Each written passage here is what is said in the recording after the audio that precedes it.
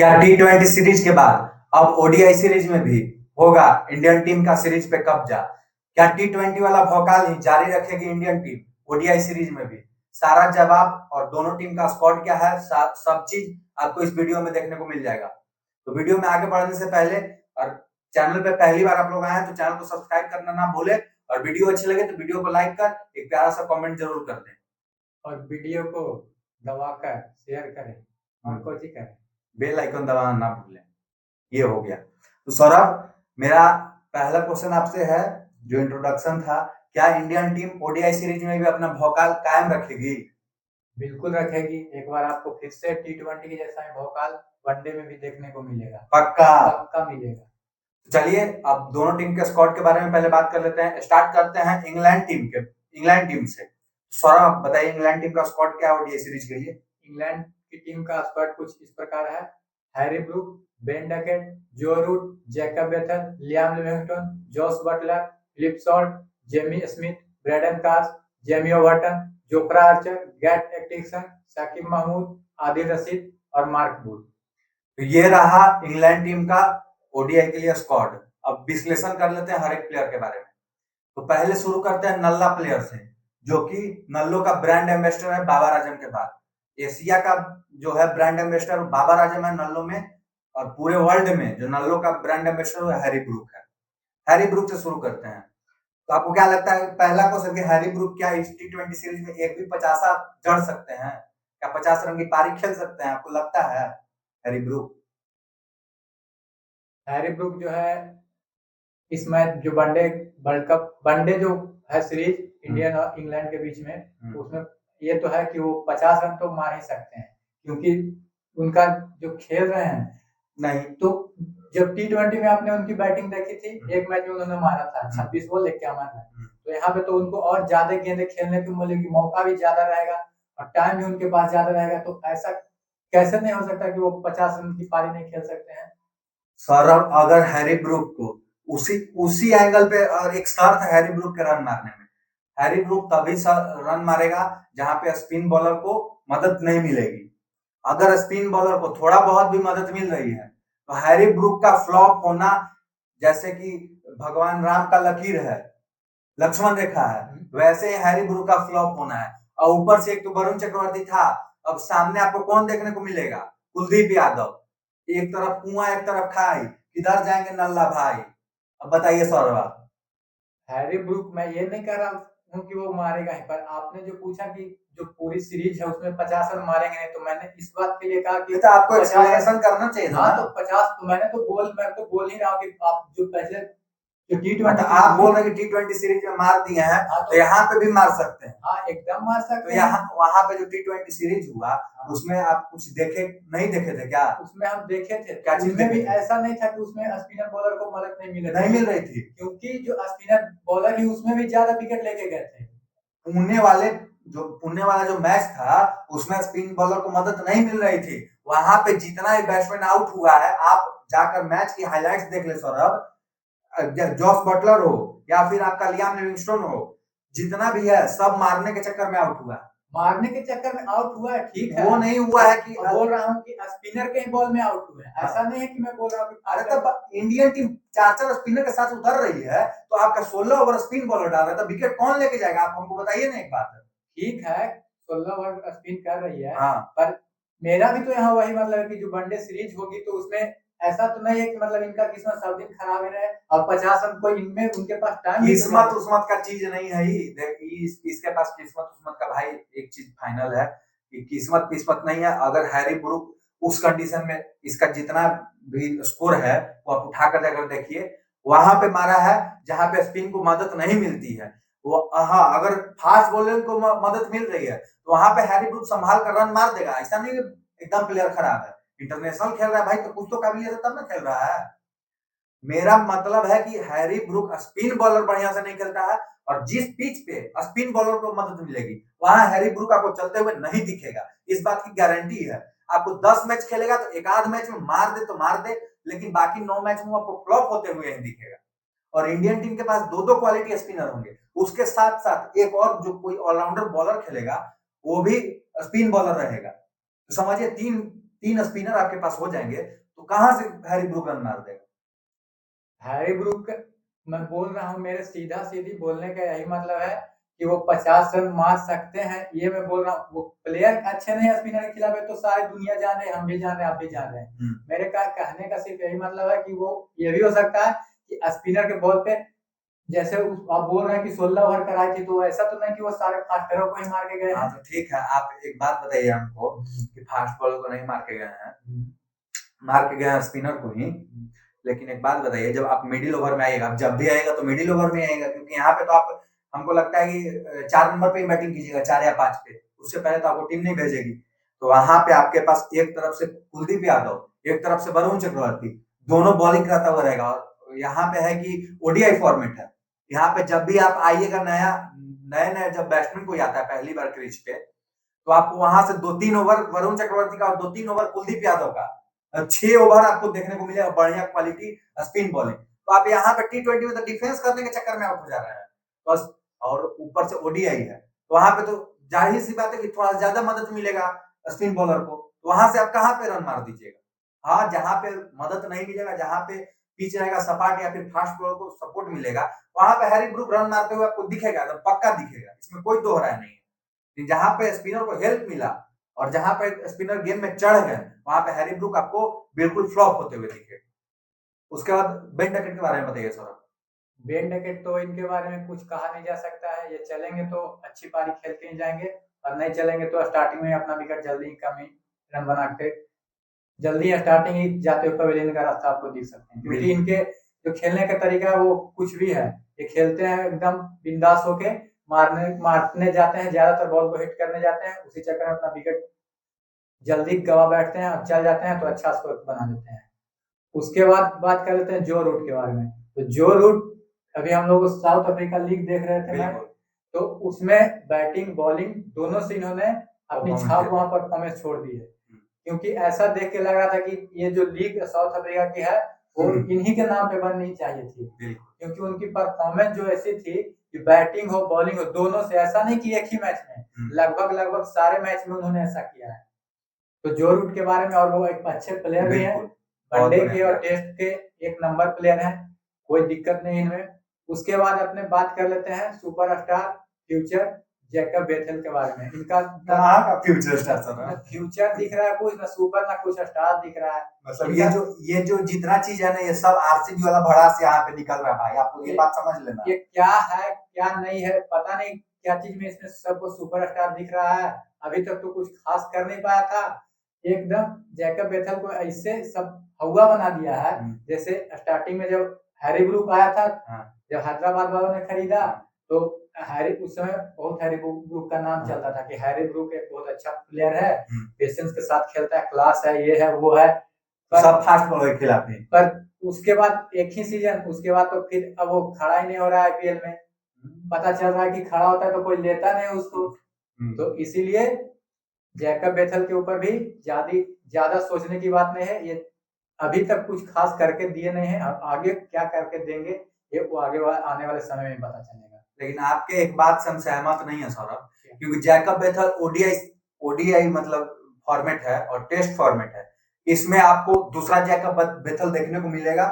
आप कंपेयर कीजिएगा T20 में, तो क्योंकि जैकब बेथेल अगर 100 जो ऑस्ट्रेलिया का लीग है, बिग बैश लीग, उसमें भी हम लोग देख रहे थे, तो वहां पे जैकब बेथेल ग्राउंड बड़ा था, ठीक, तो वहां पे Jacob Bethell 2 run 3 run 2 run 3 run ले रहा था बढ़िया से, ठीक, लेकिन इसके पास बड़ा शॉट नहीं है वैसा, लेकिन इसके पास सिंगल डबल गेम चलाने वाला जरूर है।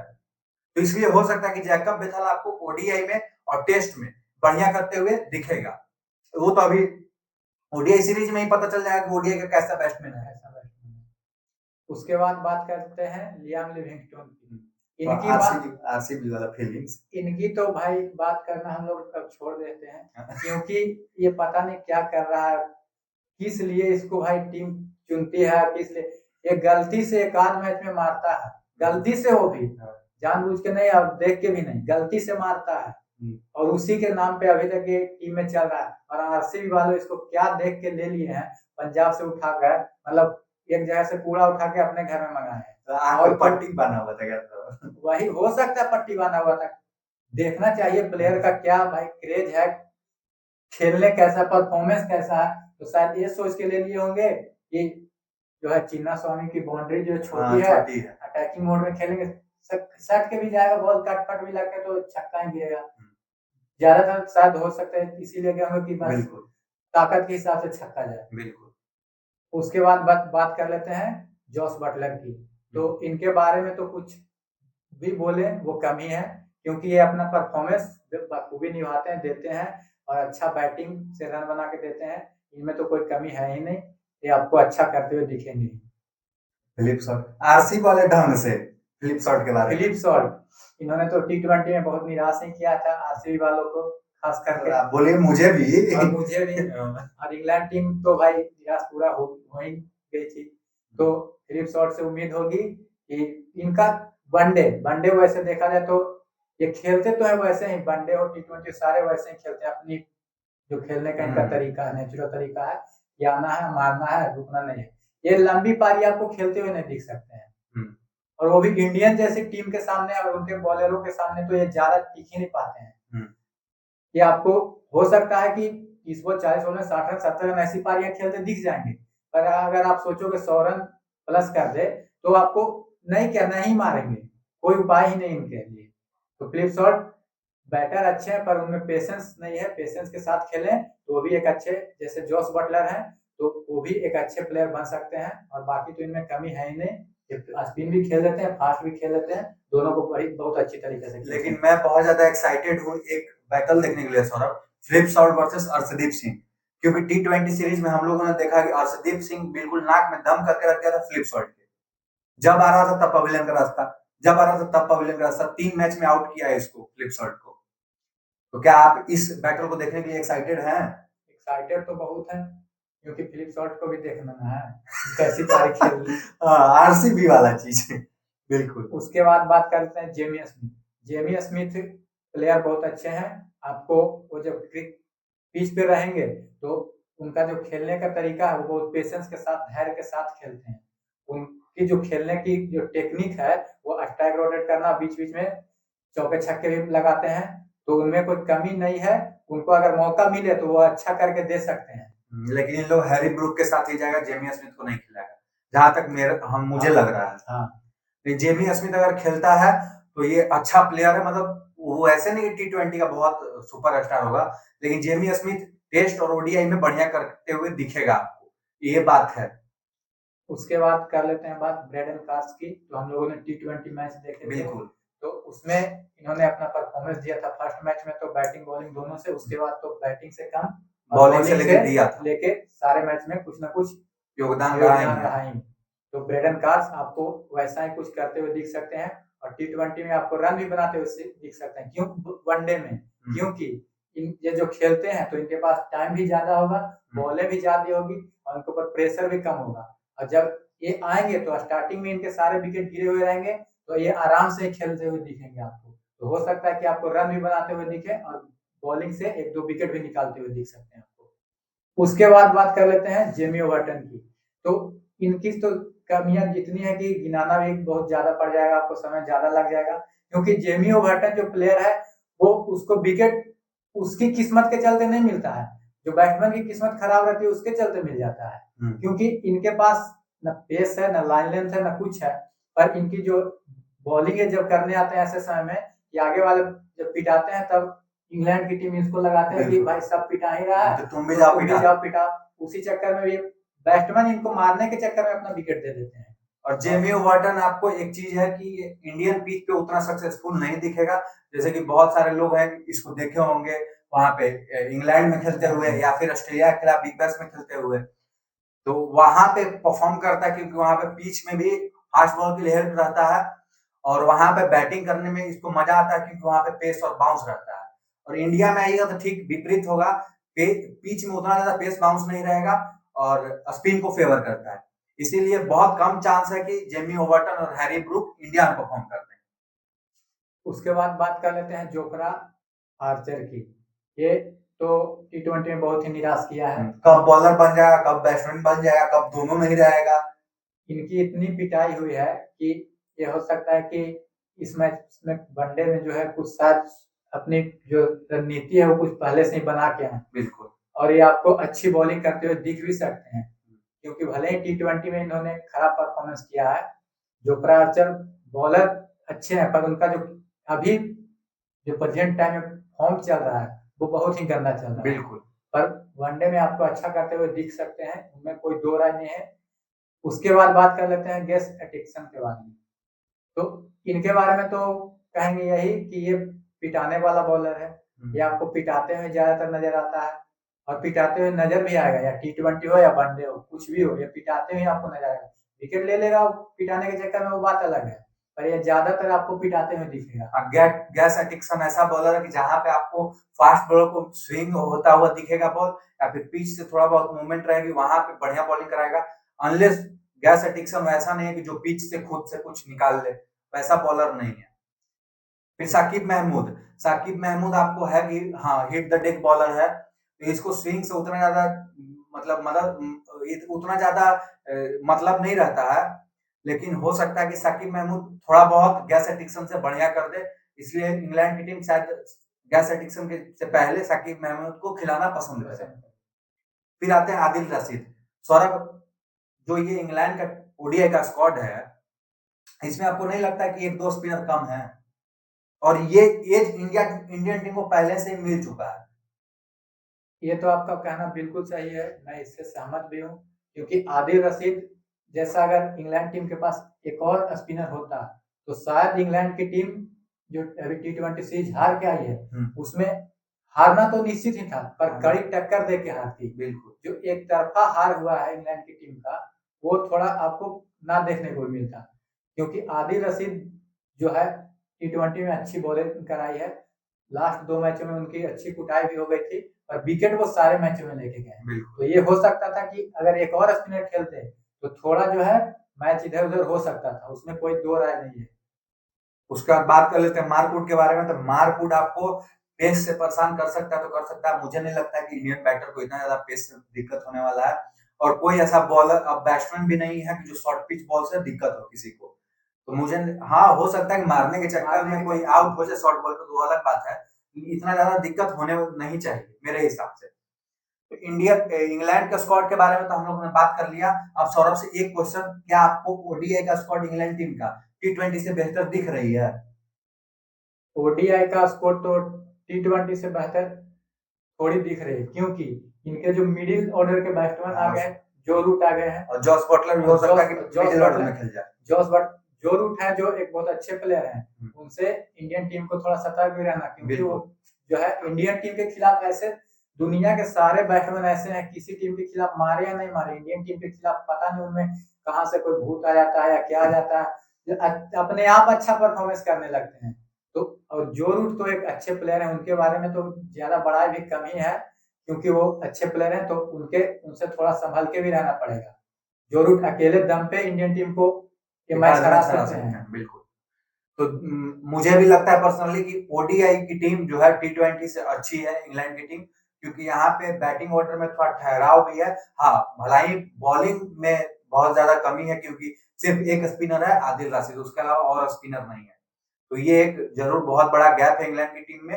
अब शायद हो सकता है कि लियाम लिविंगस्टन और जो रूट से वो कमी को भरने का कोशिश करे इंग्लैंड की टीम। तो चलिए अब बात कर लेते हैं इंडियन टीम के बारे में। इंडियन टीम का स्क्वाड क्या है सौरभ, एक बार अनाउंस कर दीजिए। इंडियन टीम का स्क्वाड कुछ इस प्रकार है: रोहित शर्मा, शुभमन गिल, श्रेयस अय्यर, यशस्वी जायसवाल, विराट कोहली, हार्दिक पांड्या, रविंद्र जडेजा, अक्षर पटेल, ऋषभ पंत, केएल राहुल, अर्शदीप सिंह, कुलदीप यादव, मोहम्मद शमी और वरुण चक्रवर्ती। तो ये रहा पहले 2 ओडीआई के लिए ये टीम है। ये स्क्वाड जो है अभी सौरभ ने बताया वो सिर्फ 2 ओडीआई मैच के लिए है। बाकी जो एक और जो ओडीआई है उसमें जसप्रीत बुमराह को टीम में ऐड कर लिया गया है, और तीसरा ओडीआई होगा उसमें आपको हो सकता है कि जसप्रीत बुमराह खेलता हुआ दिखेगा, मतलब टीम में तो रखा गया है। तो अब एक एक प्लेयर के बारे में बात करते हैं। सौरभ आपको क्या लगता है कि रोहित शर्मा का हिटमैन अवतार वापस आपको देखने को मिलेगा? हम लोग तो पूरे दिल से चाह रहे हैं कि हिटमैन का वही अवतार फिर से देखने को मिले, वो अपना पुराने फॉर्म में वापस आए, लंबे लंबे छक्के चौके लगाएं और एक अच्छी पारी खेल के दें, क्योंकि चैंपियंस ट्रॉफी के लिए उनका फॉर्म में लौटना बहुत जरूरी है। ऊपर से कप्तान है। ऊपर से कप्तान है, तो हम लोग तो पूरे दिल से इनके सपोर्ट में है कि इनका फॉर्म आए, जल्दी आए, हम लोगों को वैसी पारी देखने को फिर से मिले। हाँ, क्योंकि सौरभ एक मतलब अभी ज्यादातर जो लोग हैं वो डरे हुए हैं कि रोहित शर्मा का रेड बॉल में परफॉर्मेंस बहुत ही ज्यादा खराब था, 7-8 का एवरेज था। लेकिन रेड बॉल और व्हाइट बॉल में बहुत ज्यादा डिफरेंस है। मेरा मानना है पर्सनली कि विराट कोहली और रोहित शर्मा रेड बॉल को छोड़कर, मतलब जो रेड बॉल का जो मैच हुआ उसकी बात, जितने इनिंग खराब हुए सब हटा दे दिमाग से अपने, और सिर्फ व्हाइट बॉल पे फोकस करे। क्योंकि यहाँ पे ना तो आपको ज्यादा बॉल स्विंग होते हुए दिखेगा, ना ज्यादा पिच से कुछ मूवमेंट दिखने वाला है। तो यहाँ पे आपको है कि थोड़ा सा समय ले लें और 95 90 95 का स्ट्राइक रेट से आप एक बड़ा स्कोर खड़ा करते हैं। मतलब रोहित शर्मा और विराट कोहली दोनों के लिए बात है, करीब करीब आप शतक 120 125 रन का एक पारी खेल ले रोहित शर्मा भी, और विराट कोहली का तो नेचुरल गेम है वो। उसके बाद फिर रोहित शर्मा तोड़ना शुरू करे, पावर प्ले में ये सामने वाली टीम के बॉलर को ध्वस्त कर दे, जो करते हुए T20 में, ओडीआई में, जो ओडीआई वर्ल्ड कप हुआ था, सॉरी ओडीआई वर्ल्ड कप 2023 का, उसमें जो दिख रहे थे वही फिर से शुरू कर दे। क्योंकि उससे टीम को क्या बेनिफिट हो जाता है, रोहित शर्मा के बाद आउट होने के बाद जो भी बैट्समैन आया उसको थोड़ा सा टाइम मिल जाता है, तो अपना टाइम लेकर स्कोर बोर्ड का प्रेशर नहीं रहता, क्योंकि ऑलरेडी 70-75 रन 10 ओवर में लगे हुए रहते हैं। उतना रन ओडीआई में बहुत है 10 ओवर। तो ये करना चाहिए रोहित शर्मा को कि पहले एक आध दो इनिंग जो है मैच की, मतलब ओडीआई मैच जो पहला दूसरा है उसमें एक आध मैच में पहले बड़ा स्कोर बनाने के पीछे जाए। उसके बाद जब एक बार बड़ा स्कोर बन जाए फिर कॉन्फिडेंस अपने आप आ जाएगा, फिर तोड़ना स्टार्ट करें। शुभमन गिल के बारे में आपका क्या कहना है सौरभ? शुभमन गिल की तो हालिया फॉर्म उतनी अच्छी रही नहीं है। बिल्कुल, इनका भी व्हाइट रेड बॉल में भी परफॉर्मेंस अच्छा नहीं रहा, और इनका श्रीलंका दौरा भी बहुत खराब गया था। इनका खेलने का तरीका है एक कमजोर टीमों के खिलाफ थोड़ा ठीक करके देते हैं, और जैसे ही अच्छी टीमें आती हैं इनके सामने इनका पसीना छूट जाता है। तो शुभमन गिल के साथ ऐसा होता है, और शुभमन गिल ऐसे हैं प्लेयर उनके पास क्लास तो है, पर वो क्लास जब समय रहता है आपको दिखाने का तब नहीं दिखा पाते हैं। तो वो आपको थोड़ा सुधार करना होगा और थोड़ा टाइम देना होगा पिच पे, और थोड़ी बॉल को समझने की कोशिश करनी होगी, क्योंकि आप अब वाइस कैप्टन बन चुके हो, बड़ी दावेदारी आपके ऊपर आ गई है। आपके ऊपर बड़ी दावेदारी है, जिम्मेदारी है, तो अच्छे से खेलना होगा आपको। और एक अच्छी, जैसे रोहित शर्मा अपनी टीम के लिए करते हैं, स्टार्टिंग में रन बना के देते हैं ताकि नीचे वाले पे थोड़ा प्रेशर कम आए, तो आप रन बना के स्टार्टिंग में वैसे हिटे मत लगाएं, आप अपने आप को पिच पर रखें एक तरफ मतलब आप शुभमन गिल बन के खेले, आप रोहित शर्मा बन के ना जाए। मेरे हिसाब से सौरभ, शुभमन गिल को सबसे ज्यादा कोई फॉर्मेट सूट करता है तो है ओडीआई। मुझे उम्मीद है कि शुभमन गिल जो है वो अच्छा परफॉर्म करते हुए आपको दिखेगा ओडीआई में। लेकिन ओडीआई सीरीज बायलैटरल खेलना एक अलग बात है। क्या चैंपियंस ट्रॉफी में शुभमन गिल का बल्ला बोलेगा? क्योंकि अब तक हम लोगों ने 2023 का वर्ल्ड कप देखा तो उसमें शुभमन गिल पहले तो बहुत बढ़िया फॉर्म से आ रहे थे, लेकिन ओडीआई वर्ल्ड कप में उतना कोई इंपैक्ट नहीं छोड़ पाया शुभमन गिल। उसके बाद बात कर लेते हैं यशस्वी जायसवाल के बारे में। तो यशस्वी में अभी जो करंट इंडियन टीम है इसमें सबसे ज्यादा कोई फॉर्म में बैट्समैन चल रहा है तो यशस्वी जायसवाल। मेरा पहले भी मानना था, आज भी मानना है कि रोहित शर्मा और यशस्वी जायसवाल ओपन करें, वो टीम के लिए ज्यादा बेनिफिट होगा। आपका क्या मानना है सौरभ? बिल्कुल सही है, हम भी आपके इस बात से आपके सपोर्ट में है कि यशस्वी जायसवाल, रोहित शर्मा आपको ओपन करते हुए दिखे हम लोगों को, और अच्छा स्कोर, ये दोनों पिच पे रहेंगे तो हम लोगों को टेंशन की कोई बात ही नहीं है। 10-12 ओवर अगर खेल गए दोनों तो फिर तो मैच इनकी झोली में आ ही गई सीधे। उनके बाद फिर कोई नीचे वाला बैट्समैन थोड़ा कम भी खेले तो भी कोई दिक्कत नहीं है। उसके बाद बात कर लेते हैं विराट कोहली के बारे में। तो जो चीज रोहित शर्मा के लिए है वही चीज विराट कोहली के लिए है। विराट कोहली भी थोड़ा सा अपना समय ले, और पहले एक पीछे बड़ा स्कोर अगर आ गया तो अपने आप विराट कोहली तो फिर विराट अवतार दिखा देगा, फिर तो तारे दिखने लगेंगे बॉलर को, दिन में ही दिखता था जैसे पहले। तो वही है कि पहले अपने पीछे रन आ जाएगा ना तो कॉन्फिडेंस अपने आप आ जाएगा, अपने आप फिर बैट चलने लगेगा। तो विराट कोहली एक आध शतक आ जाए, पहले हम लोग तो उम्मीद करते हैं पहले ही ओडीआई मैच में आ जाए शतक, कि पूरा चैंपियंस ट्रॉफी एकदम धुआंधार और जल्दी 100 शतक मार दे विराट कोहली अपना, और मास्टर ब्लास्टर का रिकॉर्ड टूट जाए। उसके बाद बात कर लेते श्रेयस अय्यर के बारे में। तो श्रेयस अय्यर स्पिन जो ये इंडियन स्क्वाड है इसमें सबसे बढ़िया कोई स्पिन खेलता है वो है श्रेयस अय्यर। लेकिन सौरभ, श्रीलंका दौरे में श्रेयस अय्यर बिल्कुल नाकामयाब रहे हैं, जबकि वहां पे ज्यादा इनकी जरूरत थी क्योंकि ये स्पिन बढ़िया खेलते हैं और वहां पे ज्यादा पिच स्पिनर बॉलर का हेल्प मिल रही थी। फिर भी वहां पे ये श्रेयस अय्यर जो है वहां पे मतलब इतना अच्छा परफॉर्म नहीं किए, बिल्कुल फ्लॉप तो श्रेयस अय्यर का रहा। तो क्या आपको ये चीज चिंताजनक लग रही है भारत के दृष्टिकोण से?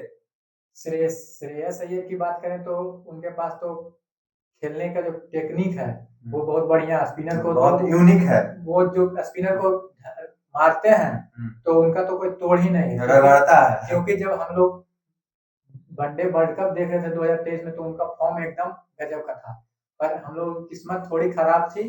फाइनल मैच में श्रेयस अय्यर का भी थोड़ा किस्मत खराब था, जिस बॉल पे वो आउट हुए थे पहले ही बॉल पे, तो उस बॉल को वो डिफेंड करने गए थे पर एज लग के पीछे कीपर के हाथ में चला गया, तो किस्मत उनकी खराब थी। नहीं तो अगर श्रेयस अय्यर भी खेलते तो हम लोग वो जो मैच थे आज हम लोग के पास फिर से एक और खुशी का मौका होता उस दिन, उसको हटाइए।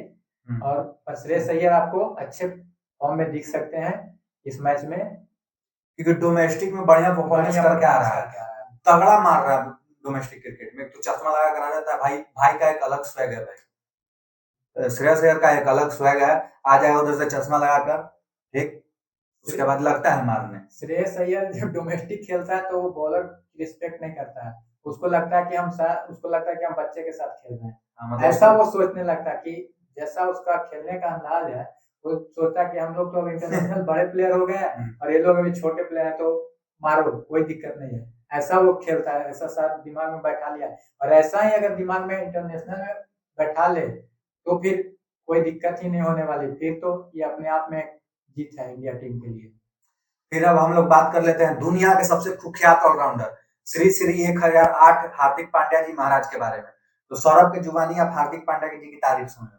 हार्दिक पांड्या तो तारीफ के मोहताज नहीं है, बिल्कुल, क्योंकि इनकी तारीफ जितनी की जाए कम है। बिल्कुल, ये आपको वैसे समय में मैच जिता के ला के दे सकते हैं जहाँ से कोई कल्पना नहीं कर सकता है। ये आपको जब संकट में होगी टीम तो आपको आगे खड़ा हुआ नजर आएगा। हार्दिक पांड्या मतलब एक कहने में है ना कि हार्दिक पांड्या टीम का हनुमान है। जब भी टीम संकट में आएगी, जब भी राम जी संकट में आएंगे, तब हनुमान सामने से आएगा मदद कर। वही है कि हार्दिक पांड्या टीम के हनुमान है। जब भी रोहित शर्मा विराट कोहली फेल होगा तो राम जी फेल होंगे, तब वहां पे हार्दिक पांड्या आपको बढ़िया करते हुए दिखेगा। तो फिर बात कर लेते हैं रविंद्र जडेजा के बारे में। सौरभ, रविंद्र जडेजा के बारे में आपका क्या कहना है? रविंद्र जडेजा इधर तो कुछ समय में जो फॉर्म है वो थोड़ी कम हुई है, या पहले जो उनका फॉर्म था बैटिंग बॉलिंग और फील्डिंग तीनों चीज से अपना पूरा 100% देते थे, कोई कमी नहीं। इनमें एक अभी अच्छी चीज ये है कि बॉलिंग जो है विकेट थोड़ा कम लेते हैं, लेकिन जो उनका रन देने का है, ओवर आते हैं कराने और जल्दी दे के निकल जाते हैं और रन भी कम देते हैं। ये उनका बहुत बढ़िया है कि वो ज्यादा रन खर्च नहीं करते हैं, वो 2 रन 4 रन 5 रन खर्च करके उतने में अपना ओवर निकाल लेते हैं। ये उनमें एक अच्छी चीज है। और बैटिंग में भी ये खराब नहीं खेलते हैं, बैटिंग में भी अच्छी करके देते हैं। जब आपके ऊपर के ओपनर स्टार्टिंग के मिडिल और ओपनर जो फॉर्म विकेट जल्दी गिर जाते हैं तो रविंद्र जडेजा आपको रन बनाते हुए दिखते हैं। सर, मेरा मानना है कि रविंद्र जडेजा का बॉलिंग कंसर्न नहीं है, सॉरी बैटिंग कंसर्न नहीं है, बॉलिंग कंसर्न है। कि पिछले कुछ महीनों से मतलब एक आध 2023 के वर्ल्ड कप से भी आप देख लीजिए रविंद्र जडेजा उतना विकेट टेकिंग अब नहीं दिख रहा है कि बहुत मतलब घातक गेंदबाज हो। लेकिन बैटिंग में तो कोई दो राय नहीं है, बहुत बढ़िया बैटिंग कर रहा है, लेकिन आप उनके बॉलिंग में वो धार नहीं नजर आ रही है। मुझे लगता है कि थोड़ा सा रविंद्र जडेजा को अपने बॉलिंग पे काम करना चाहिए, थोड़ा सा मिश्रण लाना चाहिए और थोड़ा सा और धार, जैसे पहले जैसे धार था वैसे आ जाए तो फिर क्या ही बात है, इंडिया के लिए बल्ले बल्ले और तगड़ा है, एकदम मीटर खींच दो। अब बात कर लेते हैं अक्षर पटेल के बारे में। तो अक्षर पटेल आपको with the ball, with the bat, with the field, तीनों चीज में आपको कंट्रीब्यूट करते हुए दिखेगा। अक्षर पटेल मतलब अभी बहुत बढ़िया प्लेयर चल रहा है, अभी फॉर्म भी इसके साथ है, तो इसके इसके लिए टेंशन लेने की कोई बात नहीं है। अब आ जाते हैं ऋषभ पंत के बारे में। सौरभ, आप बताइए ऋषभ पंत क्या मतलब उनके पास काबिलियत की कमी है, क्या चीज है कि जो उनका परफॉर्मेंस है वो ओडीआई और T20 में नहीं निखरता है, क्या चीज दिक्कत होती है ऋषभ पंत को? ऋषभ पंत की दिक्कत यह है कि वो ज्यादा अटैकिंग शॉट खेलते हैं, अटैकिंग मोड में ही रहते हैं। बिल्कुल। वो स्टार्टिंग से ही आते हैं, सोचते हैं कि जैसा T20 में खेलते हैं वैसा ही खेल के अपनी टीम को कुछ अच्छा रन बना के दें। उनका जो सोचने का तरीका है वो गलत नहीं है, पर आप किस फॉर्मेट में खेल रहे हो वो आपको देखना है। या वनडे में खेल रहे हो, टेस्ट में खेल रहे हो, T20 में खेल रहे हो। जब आप वनडे में खेलते हो तो आपको थोड़ा टाइम दे के खेलना पड़ेगा। आप कितने ही बड़े या कितने ही हिटर बैट्समैन क्यों ना हो, आपको जब तक स्ट्राइक रोटेट करके नहीं खेलोगे, बॉल को पढ़ के नहीं खेलोगे, देख के नहीं खेलोगे, लाइन लेंथ समझ के नहीं खेलोगे, तो आप कितने अच्छे बैट्समैन क्यों ना हो, आपकी वहां पे नहीं चलेगी। आप भले ही एक आध मैच में रन अच्छे बना दें, 20 रन 50 रन बना सकते हैं, लेकिन आप उसको लंबा नहीं कर सकते हैं। आपको लंबा खेलने के लिए आपके पेशेंस की जरूरत है, और पेशेंस आप में है नहीं। पेशेंस की आपको बहुत जरूरत है, क्योंकि वनडे फॉर्मेट है जो पेशेंस की चीज है। पेशेंस रहेगा तो आप अच्छी पारी खेलते ही देंगे, क्योंकि काबिलियत तो जैसे जब आप इंडियन टीम में सिलेक्ट हो चुके हैं तो काबिलियत तो आप में है ही। बिल्कुल, काबिलियत की तो कोई कमी नहीं है। जब आप कैसे जो है प्रेशर को हैंडल करते हैं, ये सबसे बड़ा ऋषभ पंत, मेरे हिसाब से ऋषभ पंत जो है ऐसा प्लेयर ने जो इस पे प्रेशर में आ जाए, वैसा उसका खेलने का तरीका भी नहीं है। जो सबसे बड़ा दिक्कत है ऋषभ पंत के साथ वो गेम सेंस, उसको गेम सेंस ही नहीं पता है कब कैसा खेलना है। यही बस वहां पे वो मार खा जाता है। जहां पे उसको आके हिटना चाहिए वहां पे वो नहीं हिटेगा, जहां पे आकर उसको सिंगल डबल खेलना चाहिए वहां पे हिटने चला जाएगा। ऋषभ पंत का एक ओडीआई इनिंग याद आता है इंग्लैंड का, जो इंग्लैंड में ही शतक मारा था, बस वही कहने को सिर्फ वही है, लेकिन वो जबरदस्त पारी था, उसकी तारीफ पूरी दुनिया ने की थी। उसके बाद ऋषभ पंत से कुछ भी बढ़िया देखने को नहीं मिला है। उसके बाद बात कर लेते हैं केएल राहुल के बारे में। सौरभ, क्या हम लोग एक बार फिर से हम लोग बोल पाएंगे कमाल लाजवाब राहुल? आपको क्या लगता है ऐसा परफॉर्मेंस केएल राहुल करने वाले हैं? केएल राहुल तो वनडे और टेस्ट के एक नंबर प्लेयर है, उनमें कोई दो राय है नहीं। बिल्कुल, क्योंकि केएल राहुल का खेलने का जो तरीका है, उनके पास क्लास भी है, और उनका जो खेलने का तरीका है वो पिच पे रहते हैं तो गेम चलाते हैं और बीच बीच में चौके छक्के भी लगा सकते हैं।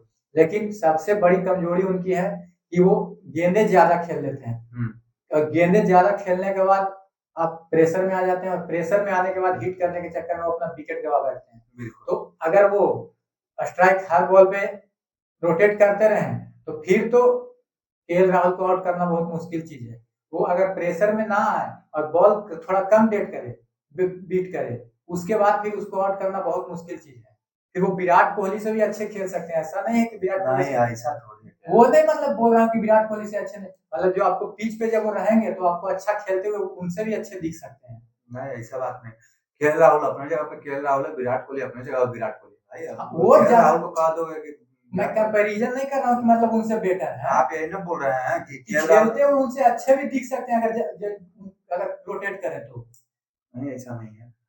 केएल राहुल है। अब लेकिन ये एक चीज है कि केएल राहुल के पास क्लास गजब का है, ठीक।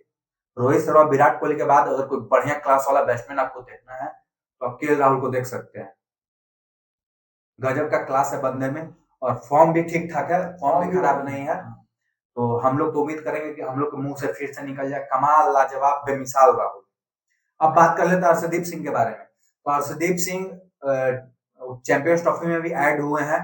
तो जो अर्शदीप सिंह का T20 में परफॉर्मेंस था, हम लोग चाहेंगे कि वो अर्शदीप सिंह ओडीआई में भी जारी रखें, और सिर्फ ओडीआई में नहीं, चैंपियंस ट्रॉफी तक इस परफॉर्मेंस को लेकर जाए, ताकि इंडियन टीम को जो ये अर्शदीप सिंह का वैल्यू है वो बढ़े, और अर्शदीप सिंह बढ़िया परफॉर्म करके एक मैच विनर के तौर पे सामने आए और इंडियन टीम को कप जीतने में मदद करे, चैंपियंस ट्रॉफी जीतने में मदद करे। अब देखना है कि अर्शदीप सिंह कैसा बॉलिंग कराते हैं, उनपे नजर तो सबकी बनी रहेगी। फॉर्म खराब नहीं है, ऐसा नहीं है कि फॉर्म से जूझ रहे हैं या फिर कुछ और है, तो देखते हैं अब क्या होता है। उसके बाद हर्षित राणा के बारे में बात बताइए सर। हर्षित राणा की बात करें तो उनके अंदर उनके पास पेस बहुत है, पेस से वो बीट करते हैं बॉलर को, और उसी के चक्कर में जो है विकेट भी उनको मिलती है। पेस पर उनमें ये है कि अगर वो लाइन लेंथ थोड़ी अपनी बढ़िया कर ले और थोड़ी सटीक कर ले, तो फिर पेस और लाइन लेंथ दोनों अगर मिल जाए तो वो भी इंडियन टीम में बहुत अच्छे बॉलर हैं, डेडली कॉम्बिनेशन हो जाएगा। पर एक बात है कि आजकल के जो बैट्समैन और पेस को खेलना ज्यादा पसंद करते हैं, तो अगर आपके पास लाइन लेंथ नहीं रहेगी तो पेस का कोई फायदा नहीं रहेगा। तो फिर हर्षित राणा आपको ये सोचना है कि अपनी लाइन लेंथ, और क्योंकि वो हर्षित राणा कभी-कभी ऐसा होता है कि जब वो लाइन लेंथ भूल जाते हैं तो उनकी खूब अच्छे से कुटाई होती है। बिल्कुल तो अगर लाइन लेंथ के साथ जाएं तो फिर उनको पीटने के लिए बैट्समैन को सोचना होगा। बिल्कुल सर। उसके बाद बात कर लेते हैं कुलदीप यादव के बारे में। कुलदीप यादव का जो पहले भी परफॉर्मेंस अच्छा था और अभी डोमेस्टिक में भी ठीक ठाक परफॉर्मेंस किया, उसके बाद इंजर्ड हो गया था। तो देखते हैं कि यहाँ पे कैसा परफॉर्म करता है। और हम लोग तो यही चाहेंगे क्योंकि कुलदीप यादव ऐसा बॉलर है, जब आपका पार्टनरशिप लगा हो तो कुलदीप यादव को बॉल दिया जाता है, वहां पे कुलदीप यादव आकर विकेट लेता है। मतलब मिडिल ओवर में, जो कि सबसे कठिन है मिडिल ओवर में विकेट लेना, वहां पे आकर कुलदीप यादव आपको ब्रेक थ्रू देता है। तो ये इनका फॉर्म में रहना इंडियन टीम के लिए काफी ज्यादा जरूरी है। फिर मोहम्मद शमी। मोहम्मद शमी की बात करें तो मोहम्मद शमी चैंपियंस ट्रॉफी के नजरिए से बहुत ज्यादा इंपॉर्टेंट है, क्योंकि बुमराह के खेलने पर अभी सस्पेंस है। तो ऐसे में मोहम्मद शमी आपके जो पेस बॉलिंग के लीडर बनते हुए दिखेंगे, और पेस बॉलिंग इन पे ही डिपेंड रहेगा। तो चोट के बाद मोहम्मद शमी कुछ ज्यादा खास तो नजर नहीं आया, 2 मैच अब तक खेले हैं। लेकिन हम लोग यही उम्मीद करते हैं कि मोहम्मद शमी आगे खेलते जाए और बढ़िया वही पेस वही बाउंस के साथ एक एक लीथल कॉम्बिनेशन के साथ है और बैट्समैन को बहुत ज्यादा परेशान करे। फिर वरुण चक्रवर्ती की बात करें तो ये एक ऐसा मिस्ट्री है जो अभी वर्ल्ड क्रिकेट में किसी से सॉल्व नहीं हो रहा है, और इसको टी20 के बाद अब ओडीआई में शामिल कर लिया गया है। मतलब टी20 के परफॉर्मेंस को देखते हुए ओडीआई में शामिल कर लिया गया है। सौरभ, आपको क्या लगता है वरुण चक्रवर्ती टी20 के जैसा ओडीआई में परफॉर्म करेंगे? ऐसे तो बोलना इनके लिए कोई दो राय नहीं है कि वरुण चक्रवर्ती एक अच्छे बॉलर हैं। बिल्कुल, क्योंकि ये इनका जो है इन्होंने कमाया है खुद से, बिल्कुल, मेहनत से। बिल्कुल, तो वरुण चक्रवर्ती एक मिस्टीरियस बॉलर है, और इंग्लैंड की टीम जो है वो स्पिनर खेलने में थोड़ी कमजोर है। बिल्कुल। तो इस हिसाब से वरुण चक्रवर्ती तो परेशान करते हुए उनको दिखेंगे, और वरुण चक्रवर्ती अच्छा करते हुए दिखेंगे आपको। तो चलिए, दोनों टीम के स्क्वाड के बारे में बात कर ली, हर एक प्लेयर का ज्ञान आपको इस वीडियो में मिल गया। इतना डिटेल में कहीं पे पूरे यूट्यूब में उठाकर देख लीजिए, कोई नहीं बताने वाला है। तो अब यहीं पे वीडियो को खत्म करते हैं। उम्मीद करते हैं कि आप सभी को वीडियो अच्छा लगा हो।